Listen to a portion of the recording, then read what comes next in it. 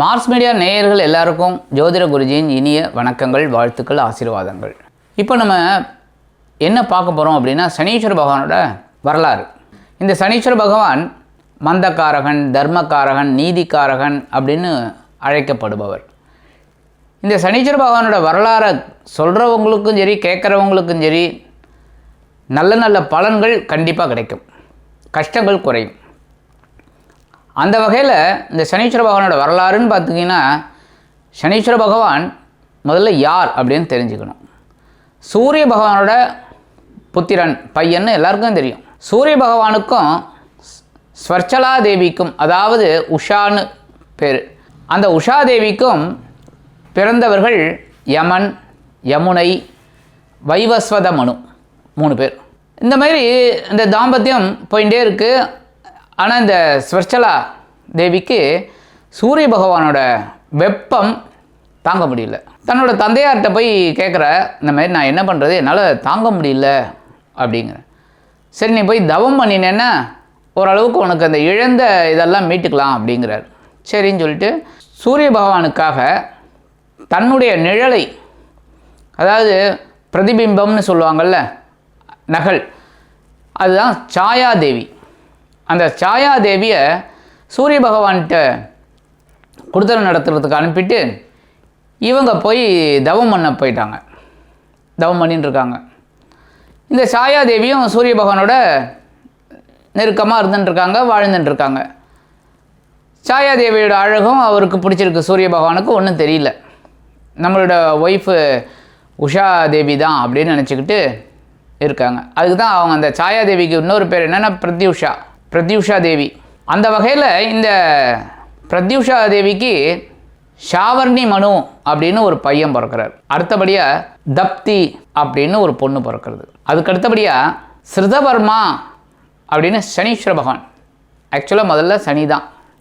இந்த சனி பகவான் கர்ப்பத்தில் இருக்கும்போது இந்த பிரத்யூஷா தேவி கண்களை இறுக மூடிண்டு தியானம் பண்ணுறா சிவபெருமானை நோக்கி. கண்ணை மூடிண்டு தியானம் பண்ணுறதுனால இந்த சனி கருப்பாக பிறக்கிறார். கனகரேல்னு இருள் கருப்பாக பிறக்கிறார். அதுக்காக குழந்தைய விட்டுற முடியுமா? அதனால் அம்மா சீராட்டி பாராட்டி வளர்க்குறா. ஸ்ருதவர்மான்னு பேர் வச்சு குழந்தைய வளர்த்துட்டுருக்கா. எல்லா குழந்தைகளும் ஒரு நாள் போய் தந்தையாரை வணங்கி இது பண்ணும்போது இந்த சூரிய பகவானுக்கு இந்த சாவர்ணி மனுவை ஏற்றுக்கிறார், தப்தியும் ஏற்றுக்கிறார். ஆனால் இந்த ஸ்ருதவர்மாங்கிற சனியை ஏற்றுக்க மாட்டேங்கிறார். ஏன்னா கருப்பாக இருக்கார். சூரிய பகவான் நல்லா தகதகன்னு உங்களுக்கே தெரியும், ஜொலிக்கிறவர், அவ்வளோ சிகப்பு. அப்படி இருக்கும்போது நமக்கு எப்படி இந்த மாதிரி கருப்பு குழந்தை பிறக்கிறது அப்படின்னு அவருக்கு வெறுப்பு. அப்போவே பாருங்கள், அங்கேயே நிற வேறுபாடு இருந்திருக்கு. அதனால் சனி பகவானை ஒதுக்கிடுறார்.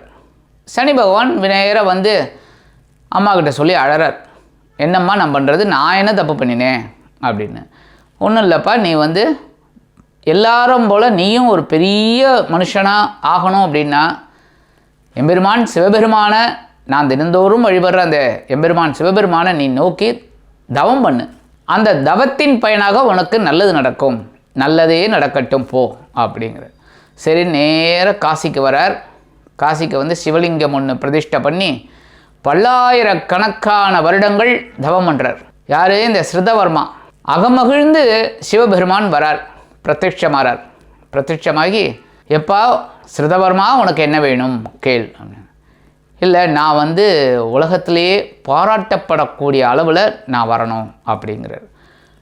அதை விட உனக்கு முக்கியமான ஒரு பெரிய பொறுப்பையும் கொடுக்குறேன், ஒரு சிறப்பையும் கொடுக்குறேன் அப்படின்னு எம்பெருமான் சிவபெருமான் அருள் பண்ணுறார். என்னென்னா, யாருக்குமே கிடைக்காத ஈஸ்வர பட்டம் உனக்கு தரேன்.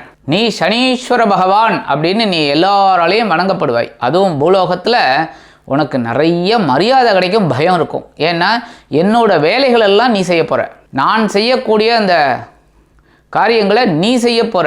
அதனால் இந்த பொறுப்புகள் உனக்கு கிடைக்க போகிறது. என்னென்னா, அவங்கவங்க கர்மாப்படி நீ பலாபலன்கள் கொடுக்கணும். அதனால் நீ பூலோகத்துக்கு நிறைய நல்லதும் செய்யணும், அவங்கவங்க கர்மாப்படி நீ செய்யணும் அப்படிங்கிறார். உடனே இவரும் ஆல்ரைட், நான் ஏற்றுக்கிறேன், நான் இந்த பொறுப்பையும் ஏற்றுக்கிறேன், இந்த சிறப்பு எனக்கு கொடுத்ததுக்கு ரொம்ப நன்றி அப்படின்னு சொல்லி பலவாறு புகழறார், ஸ்தோத்திரம் பண்ணுறார், நிறைய ஸ்லோகங்கள் சொல்கிறார். உடனே அகமகிழ்ந்து சிவபெருமான் அவர்கிட்ட விடைபெறார்.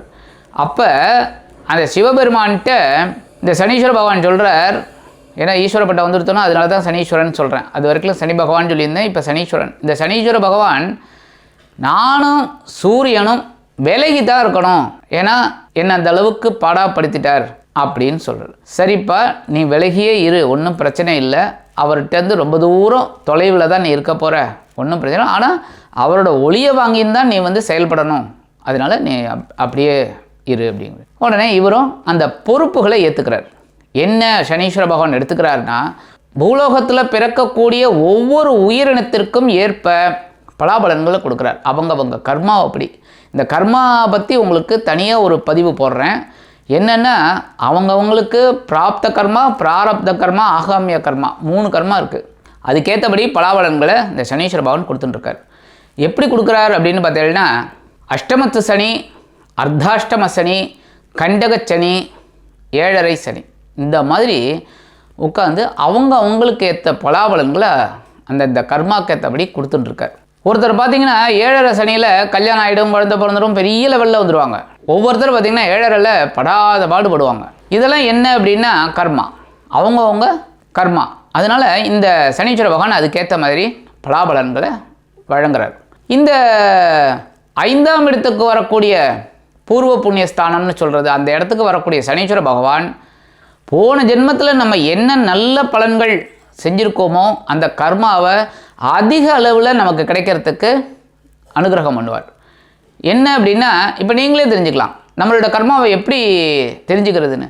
ஒரு நல்ல குடும்பத்தில் இப்போ ஒரு மேஷ ராசி அஸ்வினி நட்சத்திரம் அப்படின்னு எடுத்துக்கிட்டிங்கன்னா, ஏன்னா அதனால் முதல் நட்சத்திரம், அந்த நட்சத்திரத்தில் பிறக்கிற குழந்தைகள் எவ்வளோ குழந்தைகள் உலகத்தில், 1 2 நிறையா.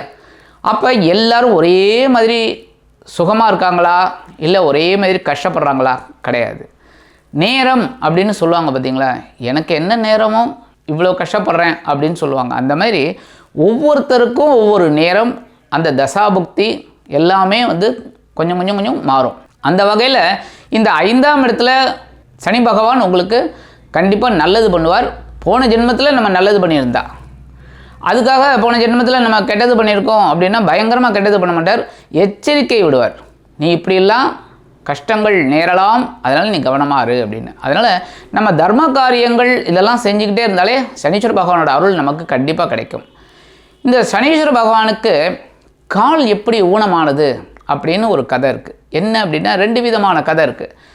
ஒன்று, இந்த ஸ்ருதவர்மா கண்கள் கூர்மையானது, அதாவது யாரை பார்த்தாலும் அவங்களுக்கு அந்த 7.5ங்கிறது ஒட்டிக்கும், அந்த மாதிரி.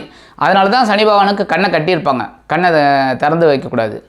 அந்த வகையில் இந்த சனீஸ்வர பகவான் ஒரு நாள் கைலாயத்தில் எம்பெருமான் விநாயக பெருமானுக்கு பிறந்த நாள் விழா. அப்போ எம்பெருமான் விநாயக பெருமான் நம்மளை மாதிரி நரமுகம், அதாவது மனித முகம்தான். அந்த மாதிரி இருக்கும்போது இந்த சனீஸ்வர பகவான் நானும் போவேன், நானும் அங்கே போய் பார்ப்பேன் அப்படின்னு கிளம்புறாரு. இல்லை நீ போகக்கூடாதுடா, நீ போனேன்னா அங்கே பிரச்சனை ஆகிடும், இந்த மாதிரி போகாதன்னு அம்மா சாயாதேவி தடுக்கிறார். இல்லை நானும் வருவேன்ட்டு அடம் பிடிச்சி வரார். கைலாய மலையில் காலை வைக்கிறார் சனீஸ்வர பகவான். கைலாய மலையே குலுங்குது.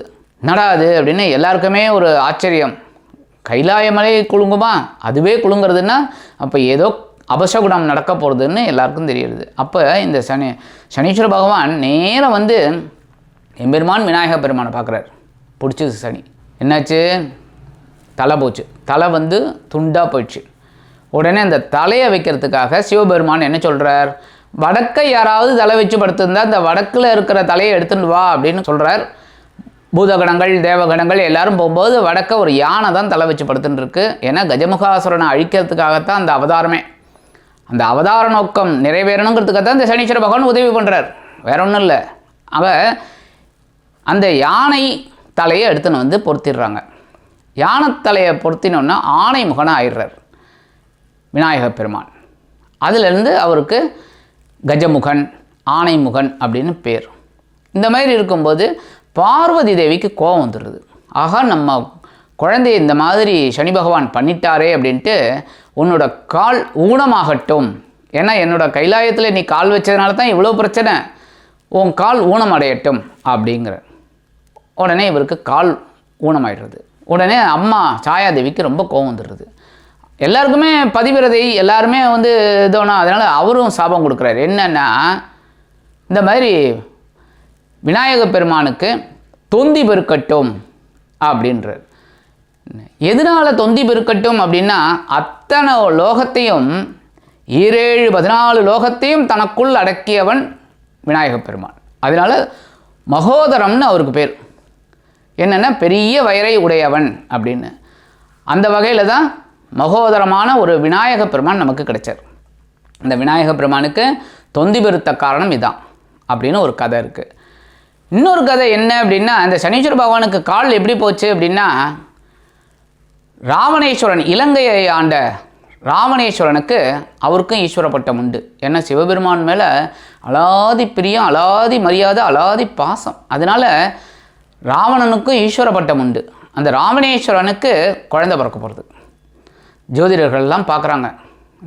அப்போ சொல்கிறாங்க, 11ஆம் இடமாகிய லாபஸ்தானத்தில் எல்லா கிரகங்களும் இருந்தால் இவனை அழிக்கவே முடியாது யாராலையும் அப்படின்னு சுக்கிராச்சாரியார் சொல்கிறார்.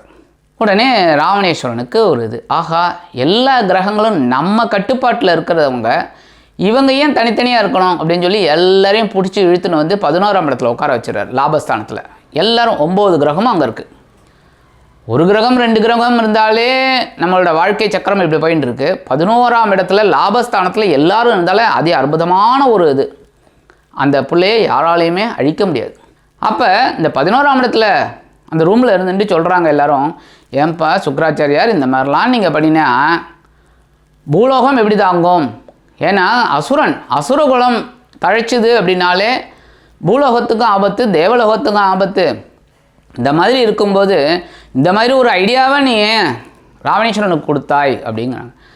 சரி, நான் கொடுத்துட்டேன், இதுக்கு ஒரு ரெமிடியும் இருக்குது அப்படின்னு சுக்கிராச்சாரியார் சொல்கிறார். என்ன அப்படின்னா, யாராவது ஒருத்தர் வலிமை வாய்ந்தவர், நல்லா கவனிங்க, வலிமை வாய்ந்த கிரகம் 12ஆம் இடத்துக்கு போயிடுங்க.